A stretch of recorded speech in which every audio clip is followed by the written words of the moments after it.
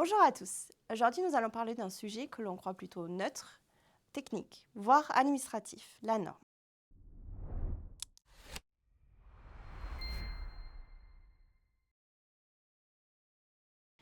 Donc aujourd'hui, pour discuter de ce sujet, j'ai avec moi Grégory Charpentier, créateur et fondateur de l'entreprise Calia Performance. Bonjour Laura. Et j'ai également Denis Lamache, qui est donc anthropologue et sociologue. Bonjour et bienvenue du coup chez Calia. Merci, bonjour Laura.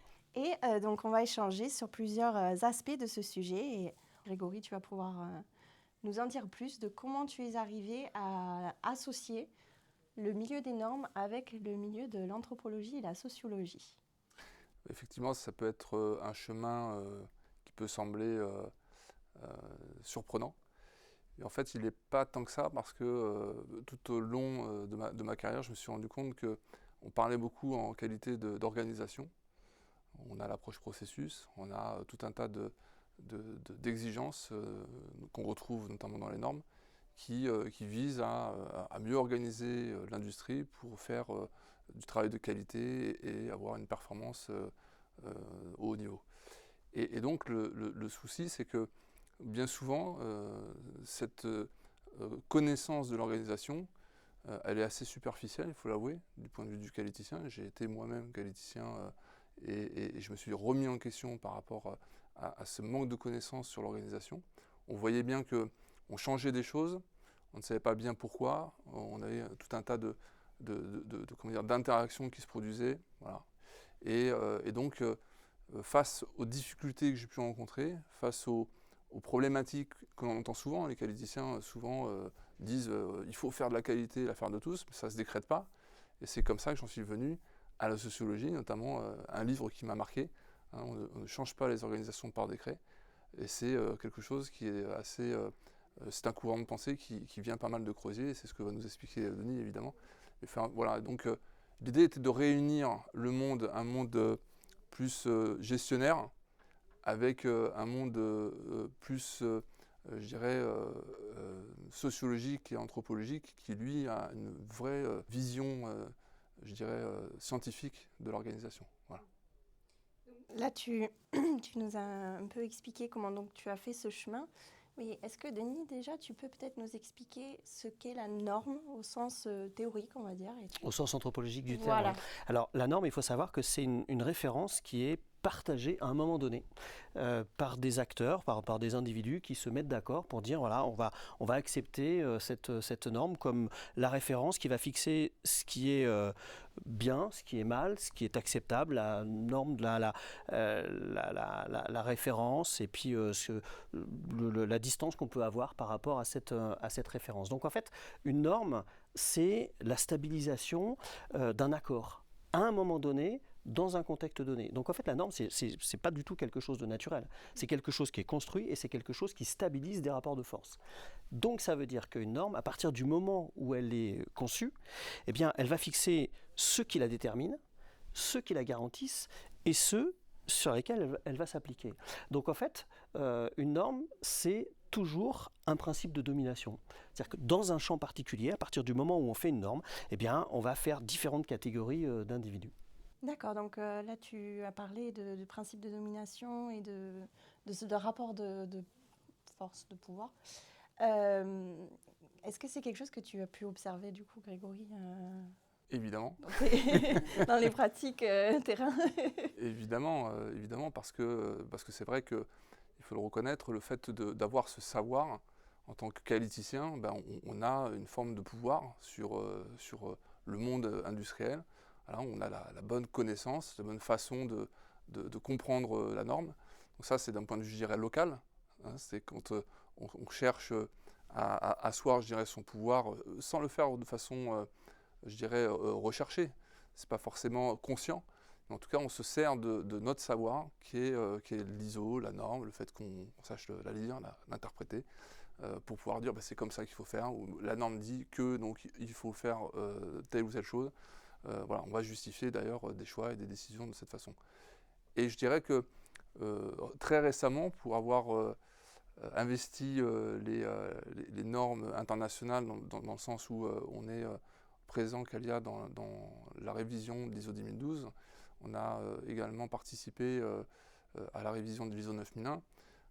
Et c'est clairement visible, ces rapports de pouvoir, notamment ne serait-ce que la structure, la façon dont on va structurer la révision. Voilà, les pays vont se battre des positions pour pouvoir représenter leur pays à la norme internationale, l'ISO. Il faut payer pour rentrer. Donc il faut payer déjà pour rentrer à la FNOR, par exemple, pour nous en France, qui représente en fait la France d'un point de vue révision et normalisation. Et une fois qu'on a fait ça, il faut être sélectionné donc par des pairs, voilà, qui souvent, on y reviendra, mais sont plutôt des consultants, et on voit bien que la représentativité industrielle est très maigre. Et donc ensuite, une fois qu'on a été par évidemment des rapports de pouvoir sélectionnés pour rentrer dans l'international, la norme internationale, bah là encore on a d'autres jeux de pouvoir avec les pays qui vont négocier. Voilà. Donc c'est très compliqué effectivement d'arriver à un consensus qui permet de véritablement défendre les intérêts industriels. Donc là, avec ce que vous venez de m'expliquer, on a quand même un rapport de pouvoir. Donc, tu as expliqué que autant c'est les qualiticiens sur le terrain dans les organisations, ou encore même dans sa révision. Comment, du coup, est-ce que ça peut fonctionner dans une organisation, une norme, s'il y a déjà des rapports de pouvoir dans une industrie? Je vais y répondre très rapidement. Il y a des contournements qui ont été créés. On voit bien que, par exemple, on a l'ISO 9001 qui est censé, je dirais, couvrir l'ensemble des champs ou des secteurs. Voilà, grâce à l'ISO 9001, on va pouvoir définir un système de management pour tous les secteurs industriels. Qu'ont fait les secteurs industriels, et en particulier le nucléaire, l'aéronautique ou l'automobile, c'est qu'ils ont créé leurs propres normes. Voilà, l'aéronautique, on a l'EN 9100. Même si c'est une base ISO, on va rajouter des exigences qui sont liées au secteur aéronautique. La 19443 pour le nucléaire. Voilà, donc on va utiliser une autre norme pour pouvoir traiter de façon spécifique un secteur donné. Donc il y a les normes, qu'on dit et la norme, on va dire. Et ensuite, on doit le décliner selon les différentes industries, de ce que je comprends, et donc par contournement. Et je ne sais pas, après, est-ce qu'il y a quelque chose que tu pouvais rajouter là-dessus, Oui, alors Denis? j'aimerais juste rajouter deux ou trois choses. D'abord, effectivement, tout à l'heure, tu parlais de pouvoir. Donc c'est vrai que quand on dit norme, ça veut dire qu'on fixe ceux qui la détiennent, ceux qui la maîtrisent, ceux qui ne la maîtrisent pas. Donc forcément, il y a des rapports de pouvoir. Ça, c'est une première chose. Après, tu parlais de contournement. Il y a aussi, effectivement, dès que tu mets en place une norme, tu as du contournement. Et ça, c'est normal. Il ne faut pas considérer que c'est un dysfonctionnement. Dès lors que l'on génère de la norme, on génère du pouvoir et on génère du contournement. Et il faut juste savoir de quoi on parle. Alors, si je peux me permettre, juste pour définir le pouvoir, parce qu'on a plusieurs définitions, mais il y en a quelques-unes qui sont intéressantes. En fait, il faut distinguer le pouvoir de et le pouvoir sur. Le pouvoir de, c'est le pouvoir de faire quelque chose. Et là, il est lié au statut. Le pouvoir de, il est attributif. C'est je suis manager, donc j'ai le pouvoir de engager des crédits, j'ai le pouvoir de décider des choses. Voilà, ça, c'est le pouvoir. Mais il y a un autre type de pouvoir, une autre définition du pouvoir, et c'est celle-là qui va nous intéresser là, c'est le pouvoir interactionnel. Le pouvoir interactionnel, ça veut dire, alors concrètement, ça c'est un grand mot, le pouvoir interactionnel, mais c'est très simple. C'est le pouvoir sur, c'est-à-dire j'ai du pouvoir sur telle ou telle personne parce que je maîtrise des ressources dont lui a besoin et qu'il n'a pas. Donc, à partir du moment où je maîtrise la norme, où je maîtrise sa conception, où je maîtrise son explication, eh bien là, à ce moment-là, j'ai du pouvoir sur les autres. Parce que j'ai une ressource, les autres en ont besoin, et je peux choisir ou pas de leur donner. Donc c'est ça le pouvoir sur. Et donc dès lors que tu génères une norme, eh bien tu génères du pouvoir sur. C'est-à-dire que tu vas donner du pouvoir à certains et pas à d'autres. Tu vas générer un déséquilibre dans les ressources. Ça, c'est une première chose. Et puis la deuxième chose dont tu parlais, c'est le contournement. À partir du moment où tu crées une norme, tu génères des possibilités de contournement. Ça n'est pas un dysfonctionnement, c'est un fonctionnement normal, mais il faut simplement savoir le gérer, savoir l'admettre aussi, surtout, et pas considérer ça comme un problème, mais comme un fonctionnement normal de tous les systèmes humains. À partir du moment où on a un système humain, eh bien on va générer des règles et contourner la règle. D'accord. Donc, avec toutes les informations que vous m'avez données, comment on peut maîtriser la qualité dans une industrie alors? Alors, Denis va en parler après, mais en tout cas, ce qui est sûr, c'est que déjà dans la structure, c'est très lié aux sciences de gestion. On a beaucoup de mal avec l'incertitude. C'est-à-dire que la norme, elle est très, très axée risque. On va essayer de minimiser les risques, voire de les éradiquer. D'ailleurs, la définition du risque dans l'ISO 9000, qui est la Bible ou le vocabulaire à utiliser pour la qualité, les qualiticiens, le risque, c'est l'effet de l'incertitude. Voilà. Donc, ce qui veut dire que cet effet de l'incertitude qu'on associe au risque, il faut du coup le maîtriser et faire en sorte que l'incertitude soit la plus circonscrite possible et qu'elle ait le moins d'impact possible dans l'organisation. Et toute la structure, on entend très souvent, l'ISO 9001 ou toutes les normes sont vraiment basées sur le risque. Et d'ailleurs, récemment, dans l'aéronautique, un milieu qu'on connaît plutôt pas mal, les autorités, avec l'ICAO, ont renforcé cette notion-là avec le Safety Management System. Voilà, il faut absolument éviter toute problématique safety qui peut avoir une incidence sur l'usager. Et donc, il faut absolument circonscrire le risque et le maîtriser. Et là, on est au cœur du problème. On est au cœur du problème parce que justement, la question, c'est l'incertitude. On voit bien que là, l'incertitude va être un problème. Or, si on se réfère aux sciences sociales de manière générale, la sociologie des organisations en particulier, on voit que l'incertitude, ça fait partie de la vie des systèmes. Alors les systèmes, c'est quoi ? Le système, tout simplement, là, nous formons un système, c'est-à-dire des individus en interaction les uns avec les autres. Et la logique du système, c'est pas la logique des individus les uns pris isolément. Le tout est différent de la somme des parties, ça c'est ce que disait un vieux sociologue qui s'appelait Émile Durkheim. En fait, le système va avoir ses règles propres et ces règles propres, elles sont imprévisibles par chacun des membres. Donc forcément, à partir du moment où on est plusieurs, on forme un système, donc on génère de l'incertitude. Donc l'incertitude, c'est pas un problème. C'est une caractéristique des systèmes. Ça veut dire qu'on peut peut-être proposer une autre approche. Plutôt que d'essayer de la réduire et de la considérer comme un problème, il faut la considérer comme une des composantes des systèmes et donc essayer de la domestiquer, c'est-à-dire apprendre à vivre en incertitude et en se disant qu'un système qui fonctionne correctement, c'est un système qui génère de l'incertitude. Alors, ça veut dire quoi ? Ça veut dire très concrètement, pour revenir sur la question de la norme et de la règle, c'est considérer qu'un contournement n'est pas forcément un problème à partir du moment où le système va l'accepter, c'est-à-dire des contournements acceptables sont plutôt des signes de résilience du système, c'est-à-dire que le système, il est capable de s'adapter. S'il y a des contournements, c'est que le système plutôt fonctionne, et j'ai pas les bons termes peut-être, mais que c'est plutôt simple. Mais sauf que quand on est dans un milieu de certification, par exemple, on va avoir des auditeurs qui vont se présenter dans l'organisation et se dire c'est conforme ou non conforme par rapport à notre norme définie. Comment du coup ça fonctionne dans ce cas-là ? Comment ça peut fonctionner ? Il peut y avoir une conformité de façade. Parce qu'il faut savoir que dans toutes les organisations, et ça aussi, ça c'est quelque chose qu'on connaît bien, c'est l'interactionnisme qui nous l'a enseigné. Pour pouvoir fonctionner, il y a besoin de scène et de coulisses, front stage, backstage. On a forcément besoin de pouvoir jouer la conformité. Ce qui est important, c'est de savoir que parfois la conformité, elle peut être feinte, et que là encore, ce n'est pas forcément un dysfonctionnement, qu'il peut y avoir une conformité de façade, mais qu'il y a aussi besoin d'un off où on prépare, où on répare, où on négocie. Ce qui est important, c'est surtout pas de dire ça n'est que du théâtre, tout ça n'est pas important. Non, c'est très important parce que la norme est là comme une référence indépassable, admise par tous, mais ce qui va être important, c'est la manière dont on va négocier la conformité. Et à partir du moment où c'est négocié, et pour cette négociation, il va falloir du off, du on et du off.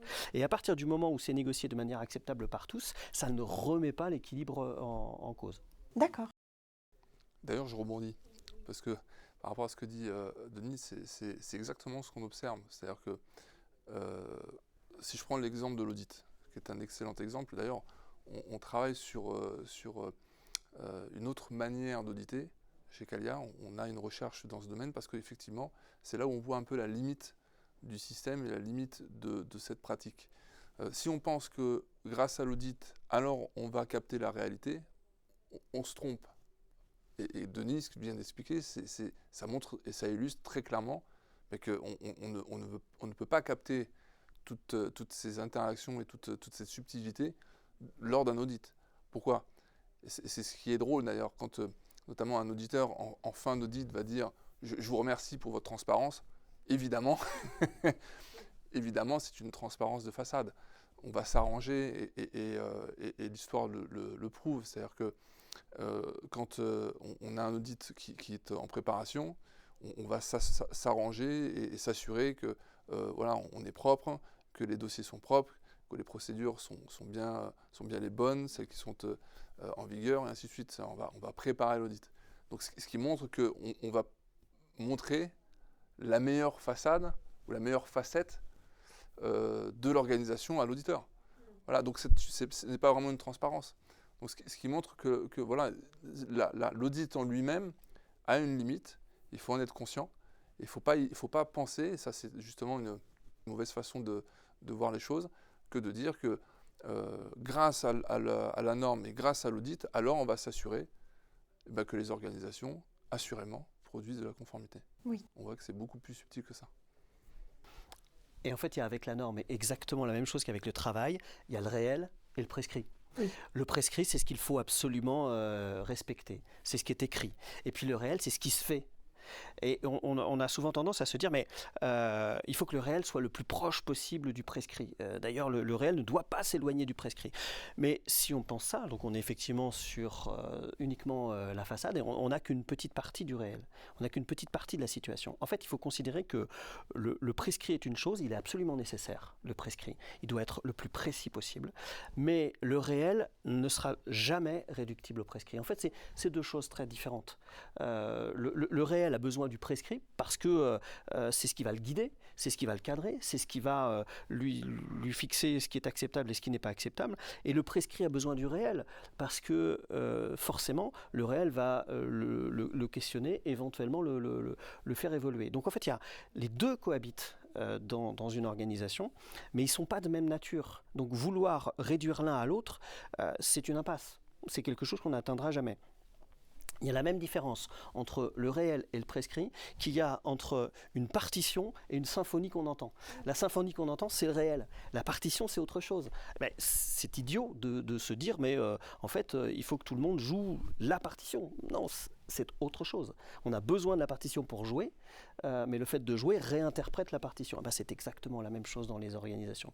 On a besoin des deux. Les deux sont différents, mais les deux cohabitent et se font bouger mutuellement. Et d'ailleurs, il y a quelque chose de très intéressant, je rebondis vraiment sur cette notion de partition, parce que c'est une excellente image, mais l'auditeur, parce que c'était un peu le sujet de la question, peut agir comme un régulateur. C'est-à-dire qu'en expliquant que c'est ça la bonne interprétation, il va exclure toute autre possibilité ou tout autre chemin, une autre façon, une autre manière de créer de la qualité ou de créer de la conformité. Voilà. Et donc, c'est également un risque. On sait qu'également c'est un pouvoir, parce qu'un auditeur ou un qualiticien va utiliser cette norme-là, ce pouvoir-là, pour asseoir son avis et qui soit indiscutable. Et le langage, on doit y venir, mais le langage, c'est également tout le verbiage et tout ce jargon qu'on utilise, c'est également un moyen de montrer que l'on sait et qu'on fait partie de la communauté des qualiticiens, et donc c'est comme ça qu'on se reconnaît et qu'on sait également ceux qui n'en sont pas. Justement, donc en parlant du langage, quand même, dans le milieu normatif, tu l'as dit tout à l'heure, Grégory, l'ISO 9001 qui définit le vocabulaire des normes. La 9000. 9000, oui, pardon, l'ISO 9000, qui donc a toutes les définitions de plusieurs normes, et il y a ça. Mais aussi, je suppose, dans différents systèmes, on doit avoir un langage qui concerne uniquement peut-être les membres ou les acteurs de ce système. Est-ce que vous pouvez me dire un petit peu en quoi le vocabulaire va jouer dans ce milieu-là ? Alors, on peut dire un mot, c'est que le vocabulaire, le jargon, dans ce milieu-là, comme dans tout autre milieu, hein, chaque milieu a son jargon, son vocabulaire spécifique. Il a plusieurs fonctions. D'abord, alors là, je reprends un terme de Edmond Goblet, qui était un vieux sociologue, mais dont les travaux restent intéressants. Il disait le jargon, il est barrière et niveau. C'est-à-dire qu'il est barrière, c'est-à-dire qu'il va fixer ceux qui savent et ceux qui ne savent pas. Il va faire la différence entre ceux qui sont du milieu et ceux qui n'en sont pas. Et puis, il est niveau, c'est-à-dire qu'il va fixer le niveau de compétence des uns et des autres par rapport au jargon concerné. Donc, en fait, il va faire une double distinction, ceux qui en sont, ceux qui n'en sont pas, et ceux qui le maîtrisent et ceux qui le maîtrisent moins. Donc ça, c'est une des fonctions du vocabulaire. Il faut le savoir. Il sert aussi à ça, le vocabulaire. En plus de désigner des choses avec précision, parce qu'il a aussi cette première fonction, c'est de savoir désigner des choses. Mais il a aussi une fonction de sélection sociale. Et puis, le vocabulaire, il a aussi un rôle performatif.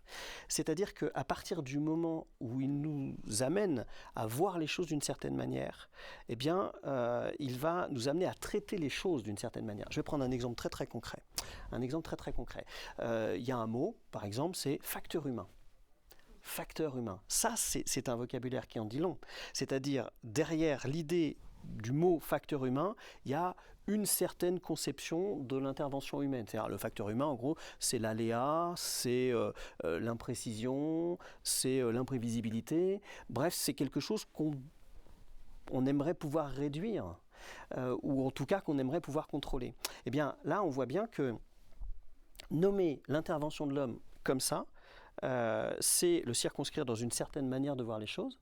Et donc c'est performatif parce que ça va indiquer des actions. À partir du moment où on dit l'intervention humaine, c'est le facteur humain, eh bien ça veut dire qu'il va falloir mettre en place des actions de formation, de contrôle, de coercition. Bref, il faut intervenir sur le facteur humain. Donc le nommer comme ça génère des actions particulières. Et ce qui est important, c'est de ne pas être dupe de ça. Et de se dire, j'emploie ce mot-là, mais derrière ce mot-là, il y a telle signification, et donc ça va générer telle ou telle chose, et puis ça va inclure certains, exclure d'autres.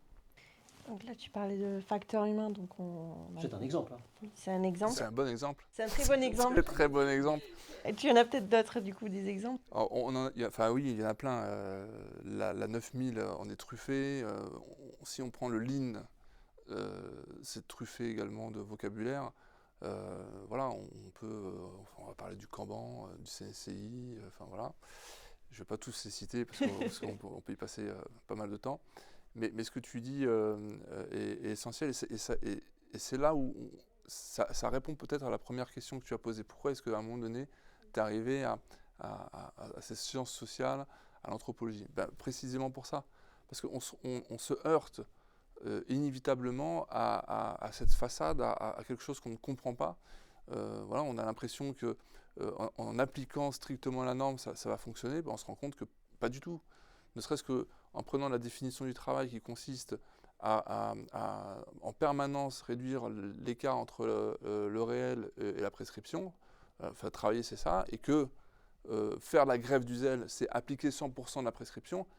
Moi, c'est une définition qui m'a fait réagir de suite, où je me suis dit, il y a quelque chose qui cloche, il y a quelque chose qui ne va pas. Le facteur humain, c'est pareil, on va utiliser le Dirty Dozen, c'est la science de gestion par définition.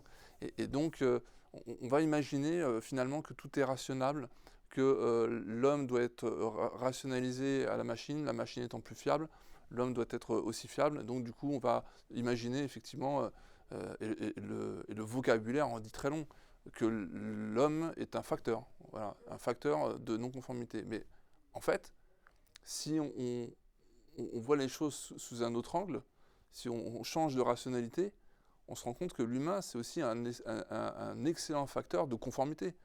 Combien de fois est-ce que l'humain va rattraper des défauts ou des problèmes, hein? On a l'exemple du Hudson, qu'on n'a pas encore cité, mais qui est un exemple très, très intéressant. Voilà, donc là encore, si on applique 100% la norme, l'avion, en ce qui concerne le Hudson, il va se cracher, ce qu'on se disait en préparant. Est-ce que tu peux nous rappeler l'anecdote, Ouais. Parce qu'elle est intéressante, cette anecdote. C'est au décollage de l'avion aux États-Unis. Donc il y a eu une avarie, c'est-à-dire que l'avion a percuté un nuage d'oiseaux migrateurs, et donc les 2 moteurs ont été éteints, donc impossibilité de les rallumer. Et donc là se passe tout un tas d'échanges avec la tour de contrôle, tout un tas de procédures, on relit la procédure et puis on se rend compte que finalement rien n'est très clair, que évidemment ce cas de figure-là, on ne retrouve pas exactement le bon schéma ou la bonne instruction qui va nous permettre de pouvoir nous sortir de cette problématique-là. Et donc à un moment donné, le facteur humain, le pilote, va décider, contre vents et marées, d'aller se poser dans le Hudson. Et grand bien lui en a pris, puisqu'il a sauvé toutes les vies qui étaient présentes dans l'avion. Ce qui est intéressant dans ce que tu dis, c'est qu'on voit bien que là, la norme, elle est importante. Elle est importante parce qu'elle a fixé un cadre. Sans ce cadre, rien n'aurait pu se produire. Mais ce cadre, il a été transgressé. C'est-à-dire que la norme, elle est à la fois utile parce qu'elle va fixer un horizon, disant voilà, c'est comme ça qu'il faut faire. Dans ce genre de cas, il faut faire ça. Mais parfois, il faut aussi pouvoir la transgresser. Donc, elle est là parce qu'elle va fixer une direction, mais aussi parce que il y a aussi une initiative qui dit non, là, cette fois-ci, je sais qu'elle existe, mais je ne la respecte pas.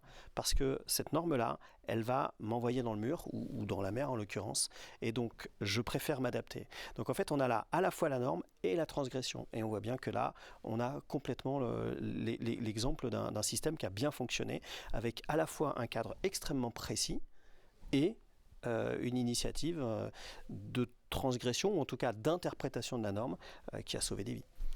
Et c'est là où les choses doivent changer, parce que finalement, c'est une heureuse transgression.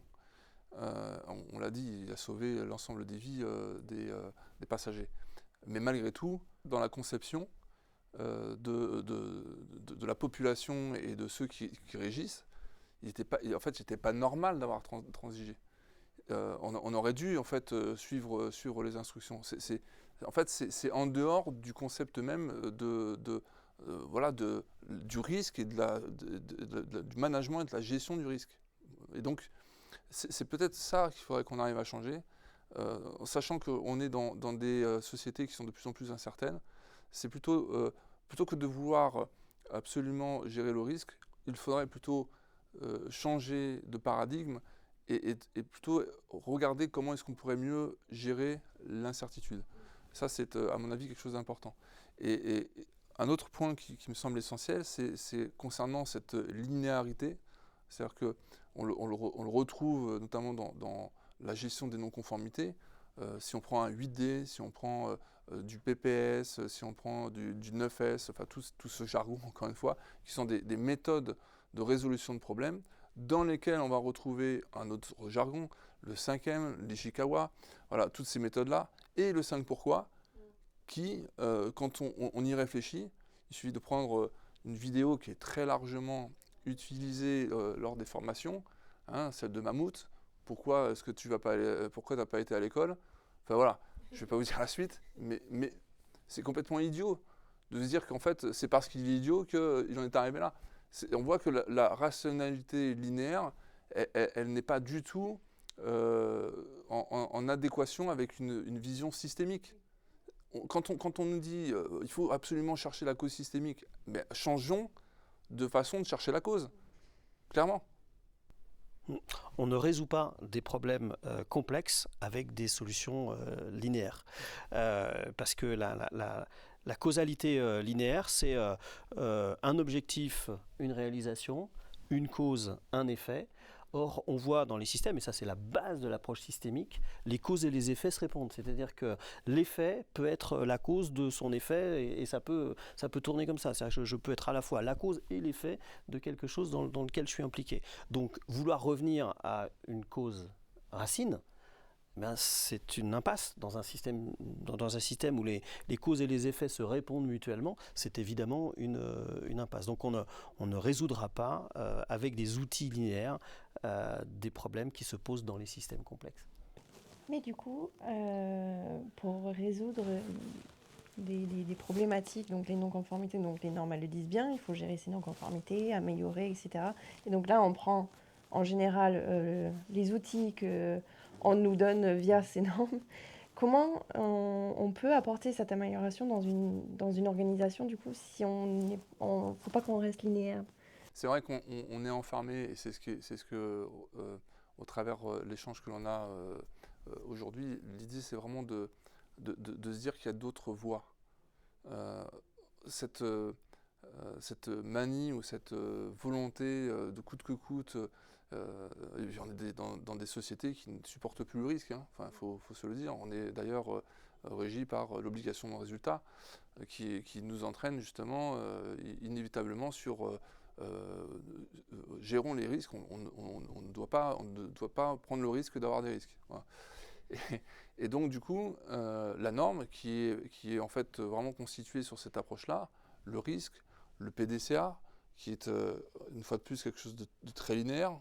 On planifie, on fait, on vérifie, on acte, on replanifie, on fait. Enfin, là, on est dans la linéarité par définition. Et donc, la non-conformité dont tu parles, qu'est-ce qu'on doit faire? Est-ce que nous demande la norme de faire? Il faut revoir les risques.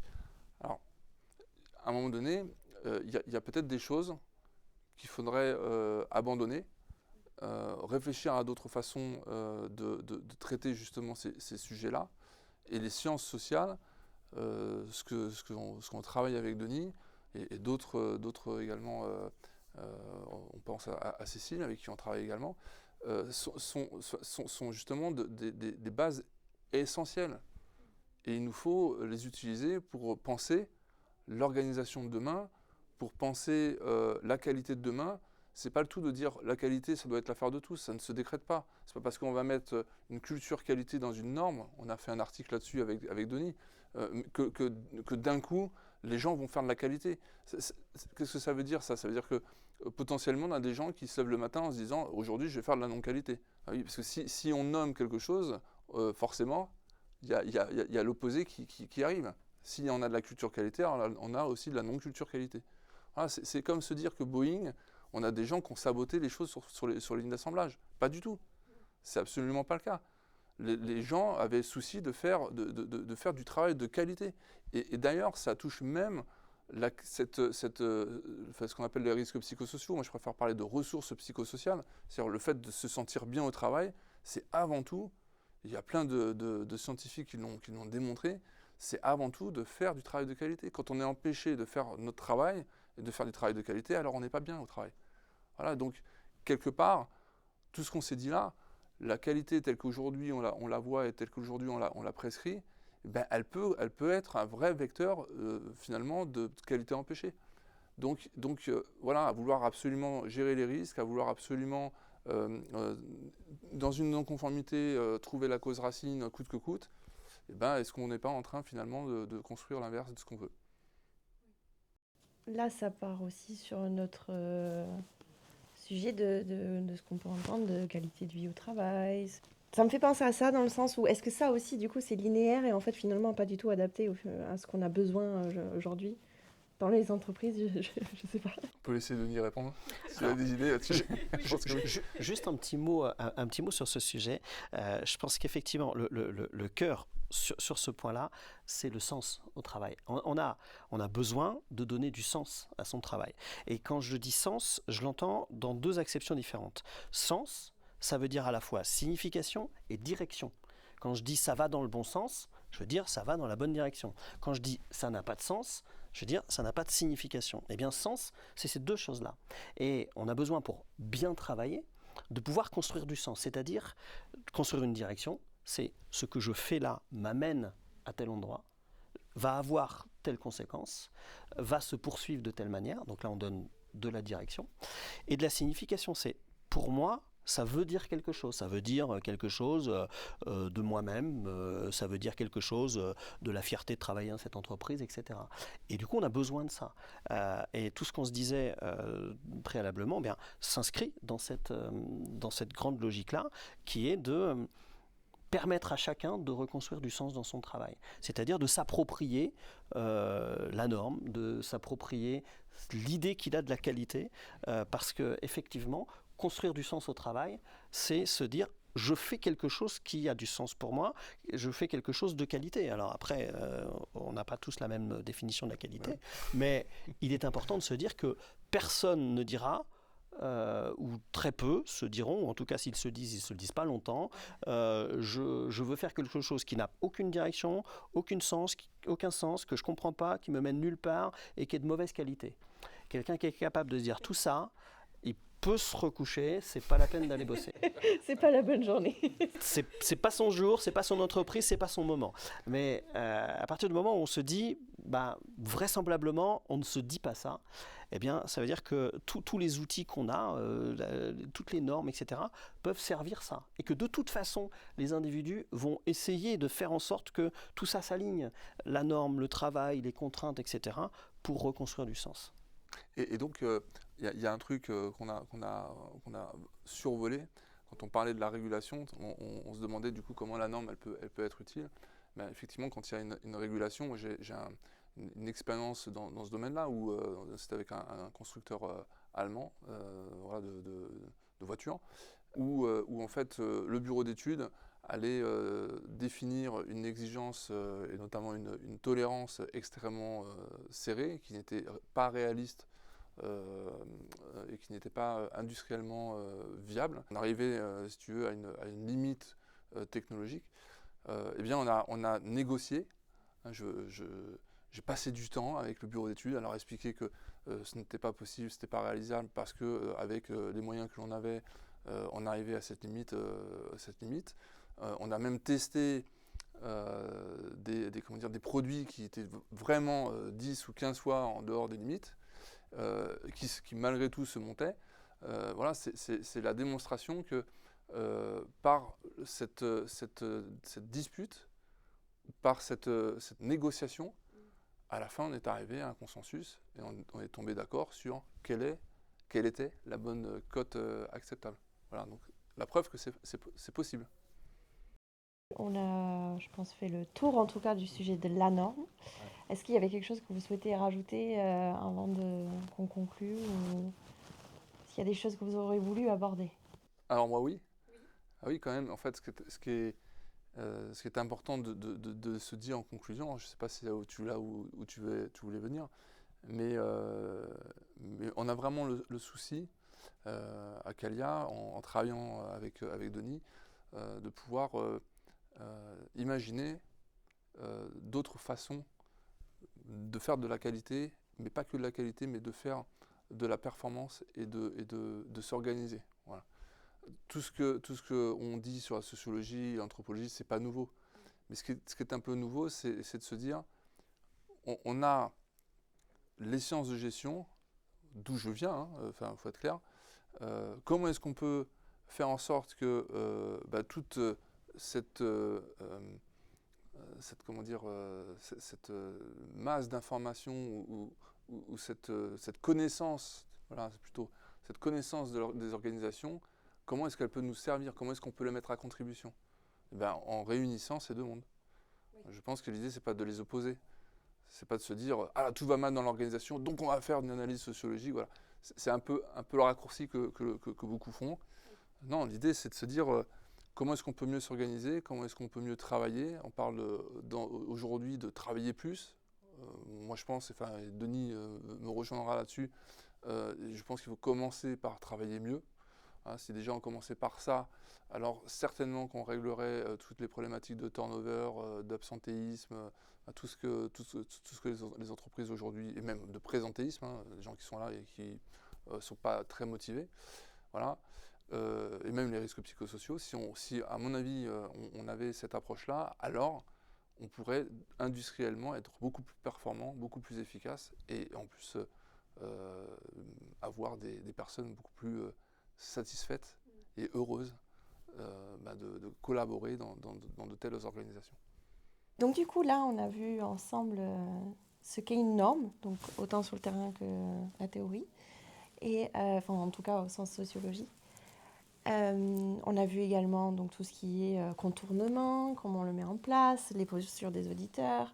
On a vu également les jeux de pouvoir qu'il peut y avoir. Enfin, on a vu énormément de choses qui tournent autour de la norme, de la qualité et des organisations en général. Là, donc, tu décrivais, Grégory, donc, quand même que l'approche et le cheminement que tu as fait, donc d'allier sociologie, anthropologie et sciences des gestions, donc les termes que tu utilisais. Donc ça permet d'avoir une approche plus complète. Ça me fait quand même penser à notre approche qu'on essaye d'appliquer en général et qu'on a déjà fait plusieurs fois, donc Q-Sync. Je peux te laisser peut-être dire quelques mots là-dessus, parce que bon, là, on est bien dans le thème de cette méthode qu'on utilise. Donc, si tu veux le présenter. Ouais, alors, c'est plus qu'une méthode, c'est un savoir-faire. Parce que bon, c'est vrai qu'en sciences de gestion, on aime bien avoir une méthode, on aime bien avoir un outil. Voilà, donc on l'a un peu formalisé dans ce sens-là. Mais vraiment, l'idée, c'est de pouvoir partir d'un diagnostic, un diagnostic qui allie diagnostic du point de vue de la prescription et diagnostic du point de vue du fonctionnement réel. Voilà. On l'a vu, c'est toujours un empilement de... Le réel n'existe pas réellement, mais en tout cas, on va chercher à s'en approcher au mieux grâce comment dire, à l'approche scientifique qu'on vient de décrire là, pendant cette discussion. Et donc, quand je dis que c'est un savoir-faire, c'est assez nouveau d'avoir cette approche-là. La qualité et les organisations, du point de vue des sciences de gestion, ont toujours travaillé voilà, sans justement ces approches-là. Nous, on est en train de, non pas de remettre en question la norme, non pas de remettre en question le fonctionnement aujourd'hui. Et d'ailleurs, on va plutôt utiliser la norme comme un prétexte qui va nous permettre de pouvoir toucher l'ensemble de l'organisation. Parce qu'il faut le reconnaître. Qu'est-ce qui perdure malgré les changements de direction, malgré les changements d'organisation? C'est la norme. Elle reste, le système il reste présent. Voilà, donc on a une opportunité, voilà, de pouvoir l'aborder différemment, de façon à ce qu'elle puisse être vraiment portée par tout le monde, grâce à de la régulation conjointe, par exemple, on va utiliser ce genre de choses. Mais l'idée, c'est tout au long en fait, de la démarche, non pas que dans le diagnostic, mais également si derrière on doit amener des changements, parce que tout changement, c'est la systémie, hein, va induire d'autres changements. Voilà, donc c'est pas juste un seul coup. C'est-à-dire que c'est quelque chose qui s'entretient. Voilà. Au même titre qu'on va vérifier et surveiller tous les ans l'application de la partie prescriptive, pourquoi est-ce qu'on ne pourrait pas faire la même chose sur l'organisation elle-même? L'idée, c'est de pouvoir, grâce justement à ce savoir-faire ou cette méthode, appelons-la comme ça, Q-Sync, de pouvoir, et qui change en permanence, c'est-à-dire qu'on la fait évoluer, puisque on est sur quelque chose de nouveau, donc on est vraiment sur de la recherche, on fait évoluer les choses. La recherche, par exemple, on travaille là, facteur humain, c'est un des sujets sur lesquels on travaille. L'audit, la manière d'auditer, est-ce qu'on ne peut pas revoir cette posture-là pour être plutôt sur ce qu'on appellerait un audit bidimensionnel? Voilà. Il y a tout un tas de choses comme ça qu'on est en train de revoir, mais qui clairement vont nous faire changer de paradigme de manière, et ça c'est ce qu'il faut retenir, à ne plus être juste sur quelque chose de linéaire, mais plus quelque chose de systémique, voilà, en ayant plutôt le souci de pouvoir cohabiter avec l'incertitude. Je pense qu'on a vraiment fait le tour. En tout cas, merci beaucoup, Grégory. Merci beaucoup, Denis Omache, en tout cas, d'avoir bien voulu faire cette discussion avec nous aujourd'hui. C'était un plaisir de t'accueillir. Et voilà, donc je pense que bientôt, on va refaire une vidéo aussi pour expliquer un peu plus notre approche Q-Sync au sein de Calia. Mais en tout cas, c'était un plaisir de filmer cette vidéo avec vous aujourd'hui. Merci, au revoir.